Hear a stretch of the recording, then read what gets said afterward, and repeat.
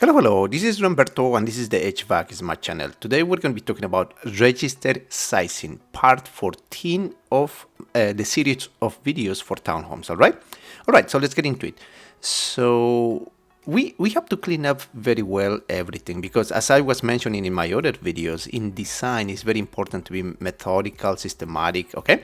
So what happens is we have our supply registers right here. In the previous videos we did the sizing for the returns, but at times we're going to get confused if we don't put return or supply, right? So for example, in here we have 3 levels, right? We're going to go to the basement. In the basement, what is this? This CFM is for return or supply, right? So in here we can see that this return. So what we're going to do in here, we're going to put an annotation. Okay, so by putting an annotation, I cannot put an annotation right here because what happens is that this building is locked. See, locked building. So what I'm going to do is unclick, see, unlock, and now this annotation text right here, it gets enabled. So we're going to click here, we're going to put here, and we're just going to put RA. So when we put RA, that means return, right? Okay, so let's do that right here and then put RA like that. Okay, so this is just going to help us to understand a little bit better, or to be a little bit more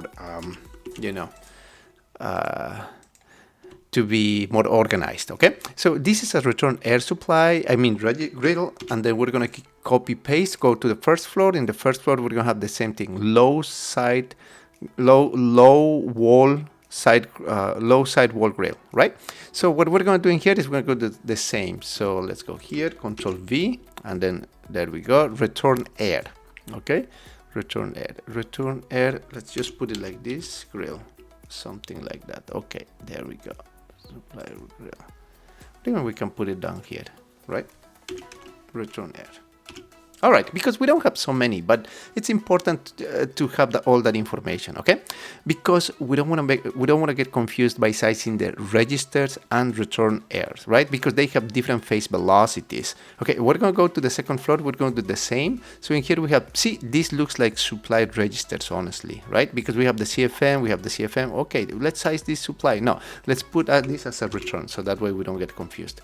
So what we're going to do is go here, Control C, and then second floor, Control V. It doesn't work because it's locked. Again, there we go, it's unlocked. Control V, return air. So for return air, we're gonna put in here like this. See my annotation, Control C, Control V, and then we're gonna put this the same thing, return air, right? So that way we're not gonna get confused. See? All right, we cleaned up this part, right? It's cleaned up, right? We know what is the return air.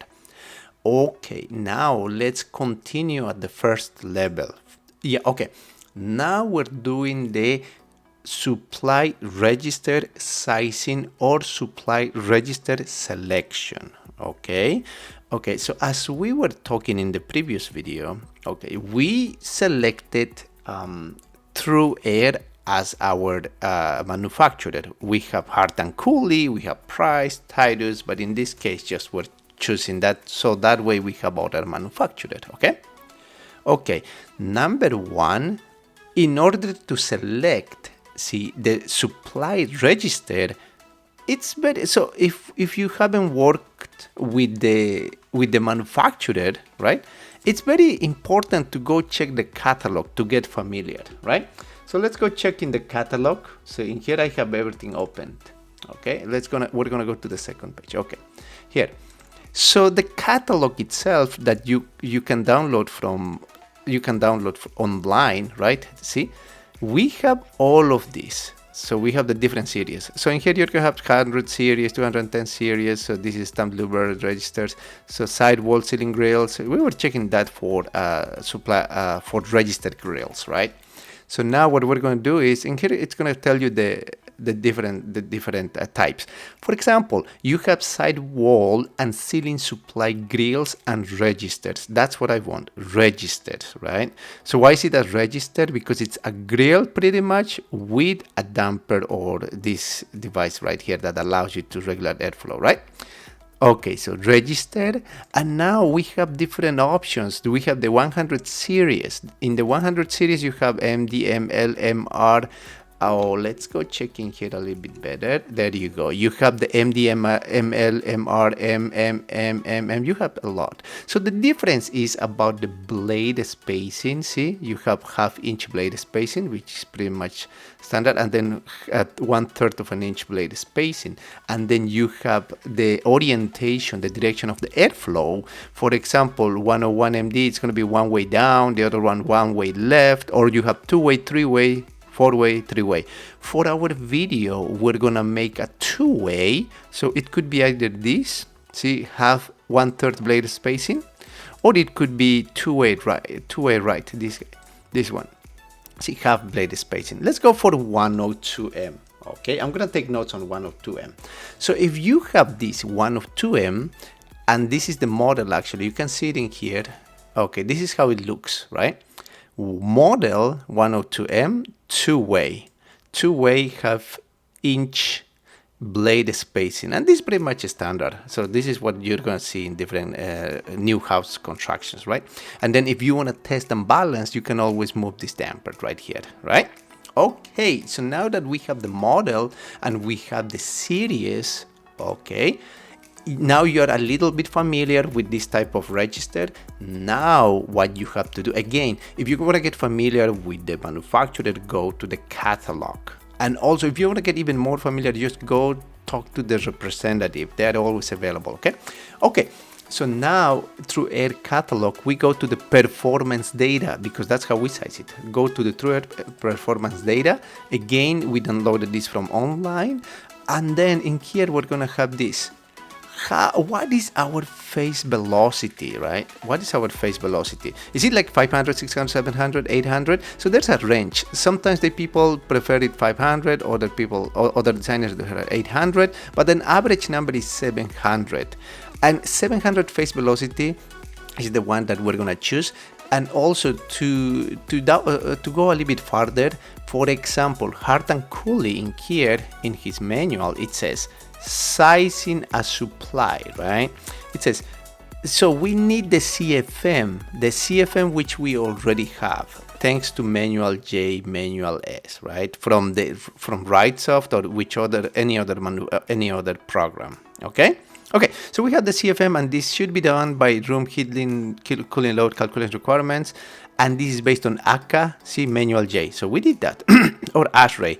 So ASHRAE Fundamentals Handbook is actually mainly for commercial. In commercial, we do that. Okay, so and then followed by the duct design and layout. Okay, so here's the phase velocity. So the phase velocity, Hart&Cooley recommends sizing a supply outlet for the range of 500 to 800 FPM.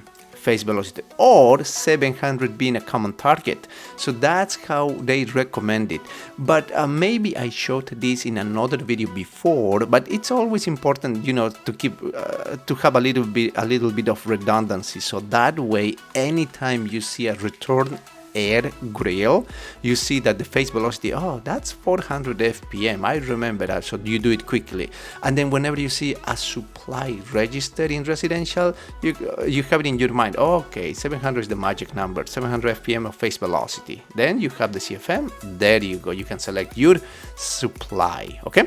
And now just to go a little bit further, in here, these are the recommended phase velocities for different applications, so residences, apartment, churches, and everything. But after residential, if you go to commercial, we usually, FPM velocity is very good, but we select it based on noise criteria. We usually try to keep it below NC30 or NC25 for some spaces.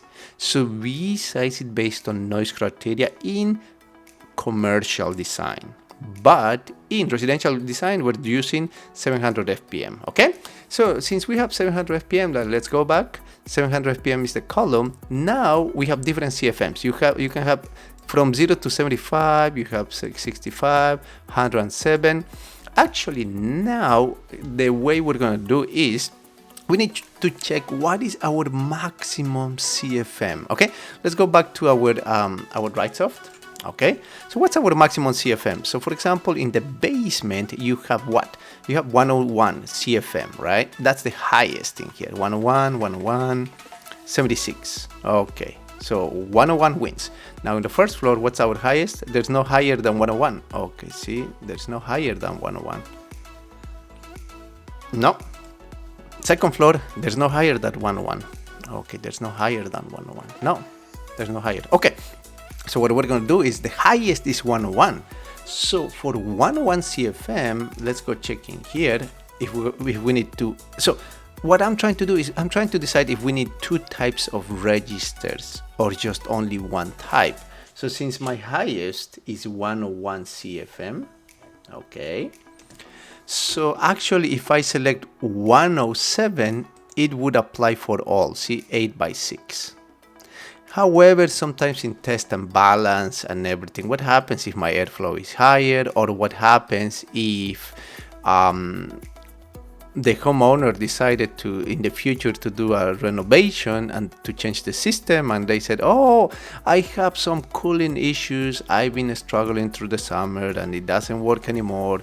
So the contractor decided, okay, let's upsize the system. Instead of 3 ton, let's put 3.5 ton, and that will solve it. Okay.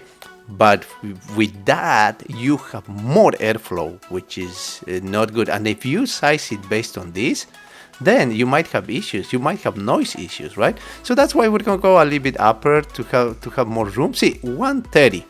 So our highest was 101. Now, for sizing it for 130, yeah, that's going to give you more room or more buffer, see? 210, it's too much. Okay, so 130. So in other words, so I have two options. Option number one, to have only one register throughout the house, 10x6, 130, from 0 CFM to 130, which means all my registers are going to be 10x6. Or you can split it in half. You can have two types of registers. You can have like from 0 to 65 CFM, 8x4. From 66 to 130, 10x6, right? Okay, so in this case, we're gonna, in another video, we're gonna make like 1 or 2, 3 types maybe. But in this case, we're gonna just put 10x6, okay? So in here, we're gonna have, what is this? Actually, I'm double thinking about this, because having these registers for the restrooms, let me see actually. Let's see what is the lowest, okay? So in here, the lowest, this is 101, and then 101, this is 76, okay? So we're gonna be finding here. Okay, so in here we have 96, 95, 95, and yeah. So the part that I'm a little bit concerned is the toilets. See, the toilets have like 34 CFM. Here we have 57, 57, but so far the lowest is the 34, okay. And in here we have 15 in this closet, so 15 CFM in the closet, that's the lowest. And then we have in this bathroom 20. Okay, so what we're gonna do then is the following. We're gonna go up to 60, okay. So what we're gonna do now, so it gets a little bit more complicated, but not really. Okay, for 700, we're gonna go for this 65. Okay, 65. So in other words, what we're gonna have is two types of supplied registers. One that is from 0 to 65. See, it's right here. One that is from 0 to 65. Anything that is 0 to 65 CFM, we will have an 8x4 register, supply register.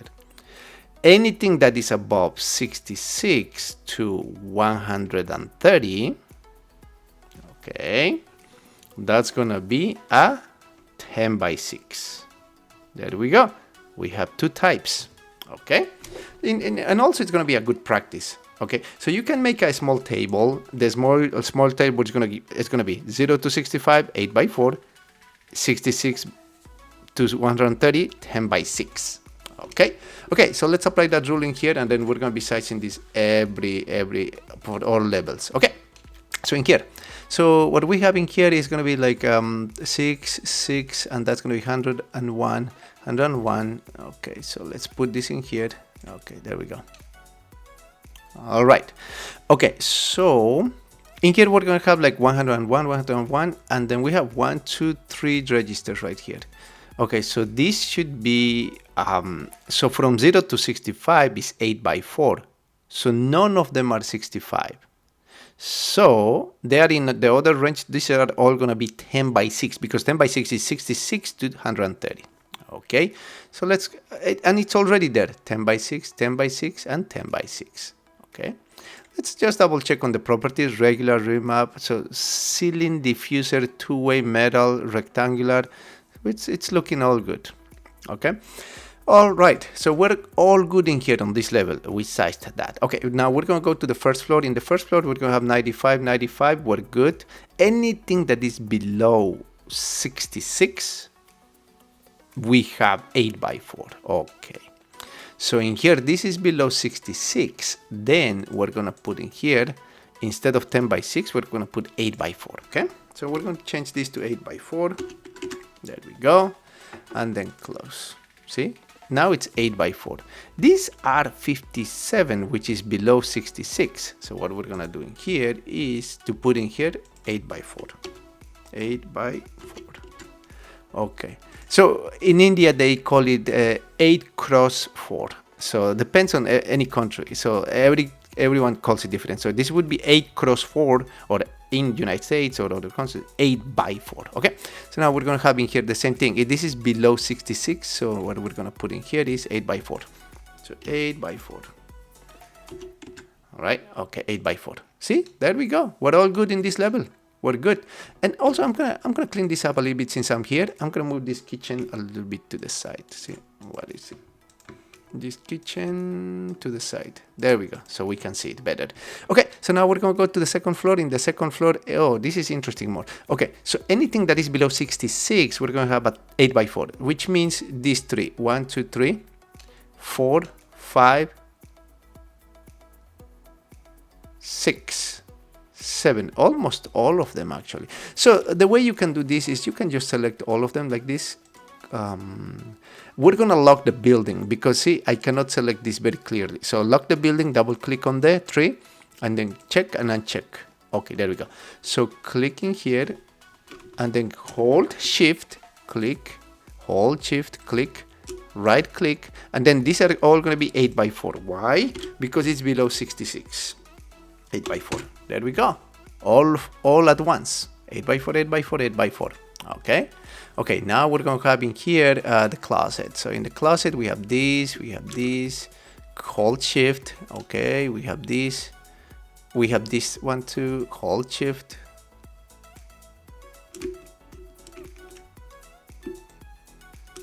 Oh. Okay, again. So this is hold shift in here, hold shift in there, then hold shift in here. Come on, hold shift. Okay. Okay, let's do these 3 first. Okay, that's going to be 8 by 4 because it's below 66. Actually, not really. This is not below 66. Okay, hold on. Okay, however you want to make it, however is more convenient for you. I'm going to go here, control, okay, hold shift, right click, and then 8 by 4. So 8 by 4 right here, 8 by 4. So we're all good in here, 8 by 4, 8 by 4. Now this is 74, we keep it 10 by 6, and this is going to be 74, and this is going to be 8 by 4. 8 by 4, okay. Okay, 8 by 4, and then what we're going to do in here is the laundry. The laundry is going to be in here 10 by 4, 8 by 4. 8 by 4 right here. Okie dokie. So if it's 8 by 4, now this is the return. Okay, so we have it all good.